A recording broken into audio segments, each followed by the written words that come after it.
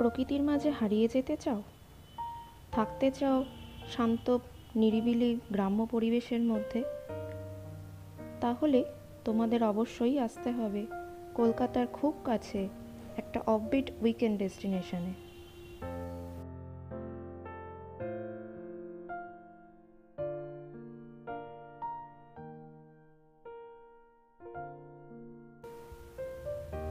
কলকাতা থেকে মাত্র 40 কিলোমিটার দূরে আর বারাসাত মধ্যমগ্রাম থেকে মাত্র 30 কিলোমিটার দূরে এই জায়গাটা।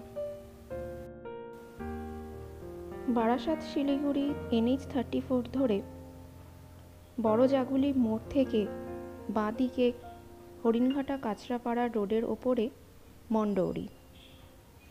আজকের আমাদের ডেস্টিনেশন হচ্ছে এই মন্ডৌরিতে ভালুকা নামক জায়গায় সবার মাঝে রিসর্ট। এছাড়াও বেলঘরিয়া সোদপুরের দিক থেকেও যারা আসতে চাও তারা কল্যাণী এক্সপ্রেসওয়ে ধরে কাঁচরাপাড়া মোড় থেকে ডান দিকে ঘুরে মন্ডৌরি থেকে ভালুকা যেতে পারো।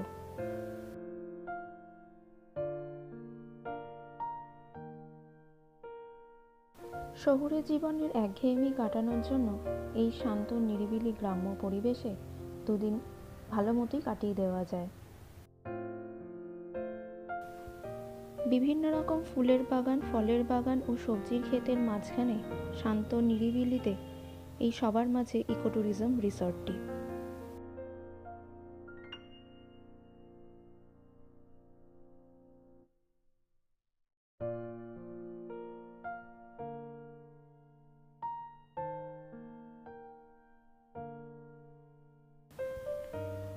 বন্ধুবান্ধব আত্মীয় পরিজন নিয়ে এই রিসর্টে এসে থাকা যায়। এছাড়াও বিভিন্ন অনুষ্ঠানেও এই রিসর্টটি ভাড়া দেওয়া হয়।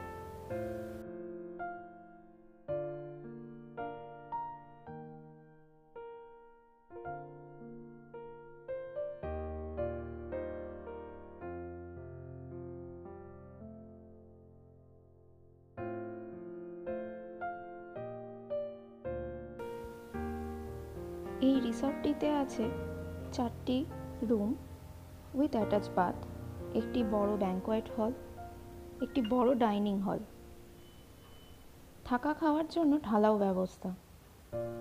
এখানে বড় লনের মধ্যে স্পোর্টস অ্যাক্টিভিটিও করা যায়। এখানে ক্যারম, বোর্ড গেম প্রভৃতি খেলার ব্যবস্থা আছে।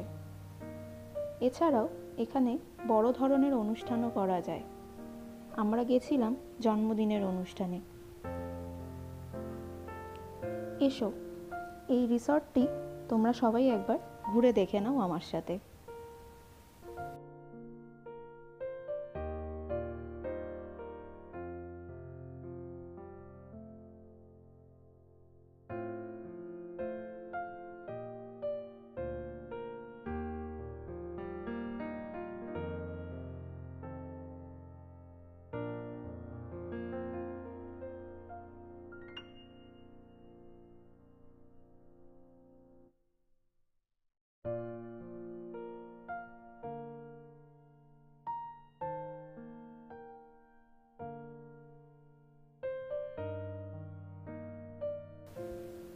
এই রিসর্টের প্রতিটি ঘরই খুব যত্ন সহকারে সাজানো। প্রতিটি ঘরেই এসি এবং টিভির ব্যবস্থা রয়েছে। বাথরুমেও গিজারের ব্যবস্থা আছে। এই রিসর্টের ঘরগুলো আমরা একবার দেখে নিই।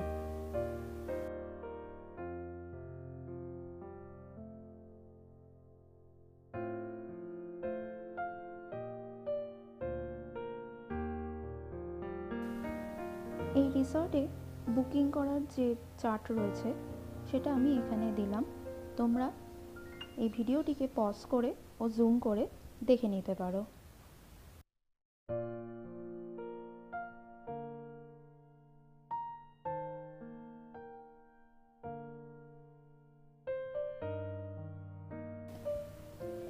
এই রিসর্টটিতে খাওয়ার জায়গা এবং ব্যাঙ্কোয়েট হলটা এতটাই বড় যে এখানে বড় ধরনের প্রোগ্রাম অনায়াসেই করে ফেলা যায়।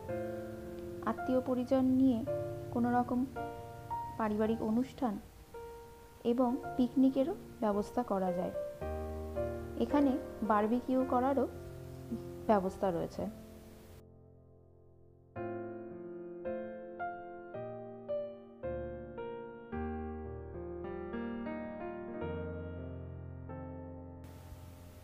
এখানে ছোট বড় সবার জন্যই বিভিন্ন ধরনের খেলার ব্যবস্থা আছে। আমরা গিয়েছিলাম জন্মদিনের অনুষ্ঠানে, তাই ব্যাঙ্কোয়েট হলটি এরকমভাবেই সাজানো হয়েছিল, আর এদের রান্না করা খাবারের স্বাদ অসাধারণ। আমরা এই রিসর্টে রাত্রে ছিলাম। আমরা গেছিলাম জানুয়ারির এন্ডে, তাই পরদিন ভোরবেলায় যখন উঠি তখন চারপাশটা ছিল একেবারে কুয়াশায় ঢাকা, মনে হচ্ছিল যেন মেঘের মধ্যে রয়েছি। আমরা সকালবেলায় বেরোই চারপাশে এই সুন্দর গ্রামটা ঘুরে দেখার জন্য।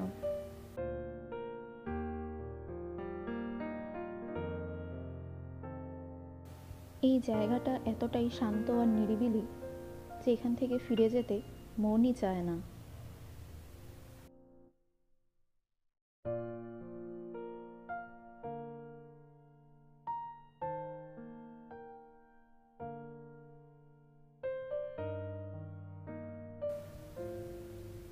এই রিসর্টের পাশেই রয়েছে গোলাপ বাগান এবং কুলের বাগান। ভোরে শিশির পড়ে গোলাপ গাছগুলো এতটাই সুন্দর লাগছে, মনে হচ্ছে যেন উপরে দিয়ে কেউ কুচো বরফ ছড়িয়ে দিয়েছে।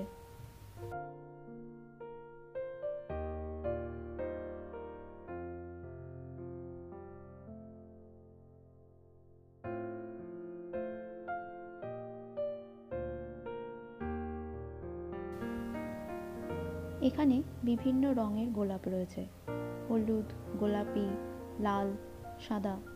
অসাধারণ দেখতে এই ফুলগুলোকে।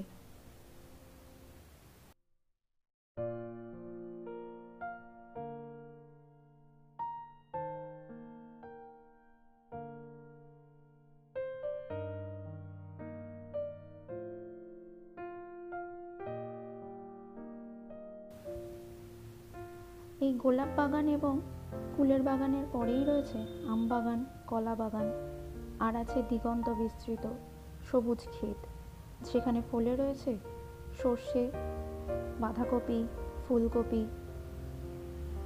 এই ক্ষেতের মাঝখানে দাঁড়িয়ে আমরা কিছুক্ষণ ফটো সেশন করি। আর এর পাশেই রয়েছে বড় বড় দিঘি, যেখানে মাছের চাষ করা হয়।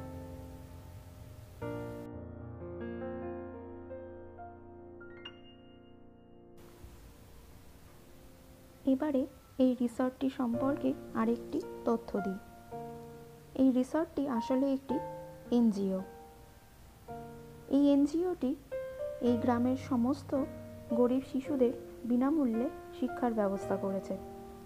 এই বাচ্চারা বেশিরভাগই তাদের পরিবারে প্রথমবার পড়াশোনা করছে।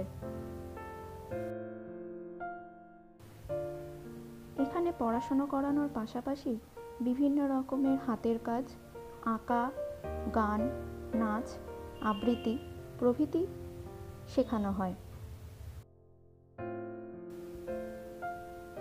এই এনজিওটি শিক্ষামূলক উন্নয়নের পাশাপাশি গ্রামের চাষবাসের উন্নতির লক্ষ্যেও অগ্রণী ভূমিকা পালন করছে। চাইলে তোমরাও এখানে এসে এই দুস্থ শিশুদের প্রতি সাহায্যের হাত বাড়িয়ে দিতে পারো।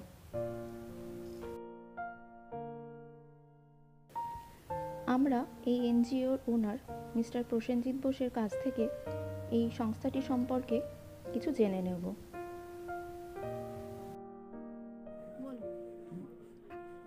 জায়গাটার নাম সবার মাঝে। সবার মাঝে প্রতিষ্ঠাই হয়েছে একটি গ্রামের একদম অভ্যন্তরে, পুরো প্রকৃতি আর সবুজের মাঝখানে।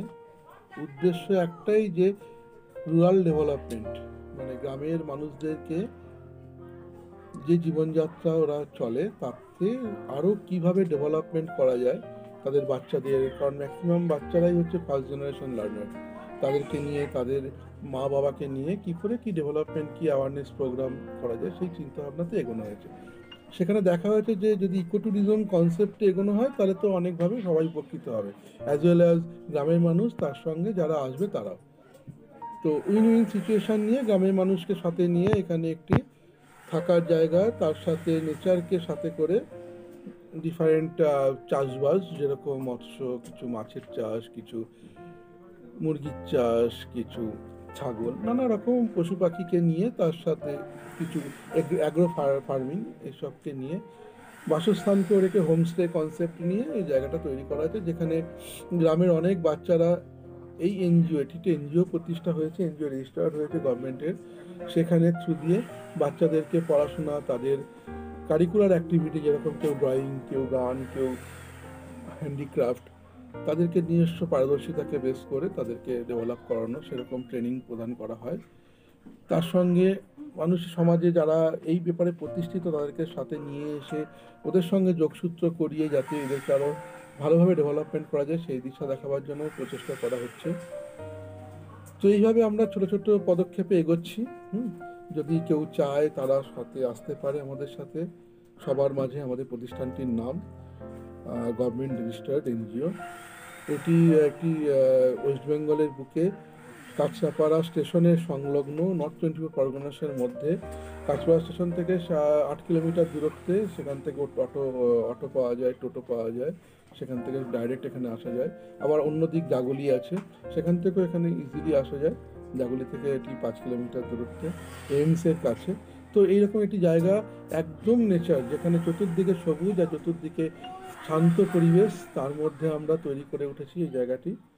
তো সবাইকে আহ্বান, আসুন, মুক্ত ভরে নিঃশ্বাস নিন এবং তার সঙ্গে আমাদের প্রচেষ্টাকে সফল করবার জন্য এগিয়ে আসুন। স্ট্রেস ফ্রি লাইফ ম্যানেজমেন্টকে সম্বল করে নিজেরা সমৃদ্ধ হন, সবাইকে সমৃদ্ধ করুন। ধন্যবাদ।